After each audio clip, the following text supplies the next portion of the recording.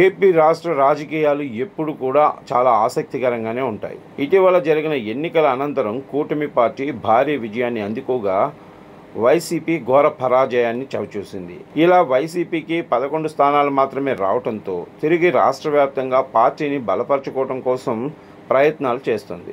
3 పార్టీలు తమ ఉనికిని కోల్పోకుండా కాపాడుకోవడం కోసం సరికొత్త వ్యూహాలు రచిస్తున్నారు.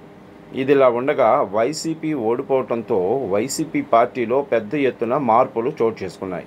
ఎంతోమంది కీలక నేతలు పార్టీ నుంచి బయటకు వచ్చారు. అలాగే మరికొంతమంది రాజీనామాలు కూడా చేశారు. ఇలా రాజకీయాలు దూరమైన వారిలో విజయసాయిరెడ్డి వైఎస్ఆర్ కాంగ్రెస్ పార్టీ పుట్టినప్పటి నుంచి ఆ పార్టీలోనే వ్యవహరిస్తున్నారు. జగన్కి సాయిరెడ్డి కుడిభుజంలా పనిచేసేవారు.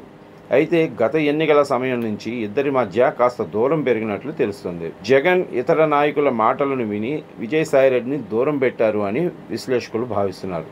ఇలా జగన్ తనని దూరం పెడుతున్న నేపథ్యంలో విజయసాయిరెడ్డి కూడా పార్టీ నుంచి బయటకు వచ్చారు. అయితే ఇతర పార్టీలోకి వెళ్ళనని స్పష్టంగా చెప్పేశారు విజయసాయిరెడ్డి. ఇక జగన్ పార్టీ నుంచి బయటకు వచ్చిన తర్వాత విజయసాయిరెడ్డి జగన్మోహన్ రెడ్డి గురించి సంచలన వ్యాఖ్యలు చేశారు. లిక్కర్ స్కామ్ లో భాగంగా జగన్ అరెస్ట్ అవుతారు అంటూ సంచలన వ్యాఖ్యలు చేశారు. ఇలా సాయిరెడ్డి జగన్ గురించి ఇలాంటి వ్యాఖ్యలు చేయడంతో వీరిద్దరి మధ్య దూరం పెరిగిపోయిందని స్పష్టమవుతుంది. ఇకపోతే సడన్ గా విజయసాయిరెడ్డిలో వచ్చిన మార్పు ఎన్నో సందేహాలకు కారణమవుతుంది. సోషల్ మీడియా వేదికగా స్పందిస్తూ జగన్ గారికి వ్యతిరేకంగా నేను తిరుపతిలో, వైజాగ్లో మాట్లాడినట్టు కొన్ని ఊరు పేరు లేని పత్రికలు, వార్తా ఛానల్స్ ప్రచారం చేస్తున్నట్లు నా దృష్టికి వచ్చింది.